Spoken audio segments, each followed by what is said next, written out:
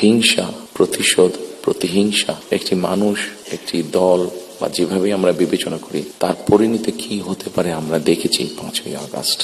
এবং আমি সেজন্যই সকলকে অনুরোধ করব, দল মত নির্বিশেষে আমাদের মধ্যে মত পার্থক্য থাকবে, কিন্তু আমরা যদি চেষ্টা করি তাহলে সেই মত পার্থক্যের মধ্যে রেখে আলোচনার মাধ্যমে সেটি অনেক সমস্যার সমাধান হয়তো আমরা বের করে আনতে সক্ষম হব। কিন্তু কোনোভাবেই সেটি যাতে মত বিভেদের পর্যায়ে চলে না যায়। মত বিভেদ হলে জাতিকে বিভক্ত করে ফেললে কি হতে পারে আমরা দেখেছি। আজকে সেই জন্য অনেকের মুখে অনেক হতাশার কথা আমরা শুনি, কিন্তু তারপরেও আসার কথা হচ্ছে যে তাদের কাছে ভবিষ্যতের চিন্তাও আছে, ভবিষ্যতের পরিকল্পনা আছে।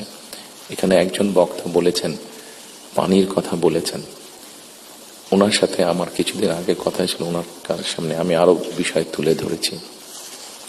আমার দেশে ফিরে আসার পরে আমি যে কবার আমার বাইরে যাওয়ার একটু বেশি সুযোগ হয়েছে, আমি সাভারে গিয়েছিলাম, আরো কয়েকটি জায়গায় গিয়েছিলাম। আমার কাছে মনে হয়েছে নতুন প্রজন্ম একটি গাইডেন্স চাইছে, নতুন প্রজন্ম একটি আশা দেখতে চাইছে। শুধু নতুন প্রজন্ম না, আমার কাছে মনে হয়েছে প্রত্যেকটি প্রজন্মই মনে হয় কিছু একটি গাইডেন্স চাইছে। আমরা যারা রাজনীতিবিদ করি আমাদের কাছে হয়তো অনেক প্রত্যাশা, সকল প্রত্যাশা হয়তো বা পূরণ করা সম্ভব নয়, কিন্তু আমরা রাজনীতিবিদরা যদি 1971 সাল,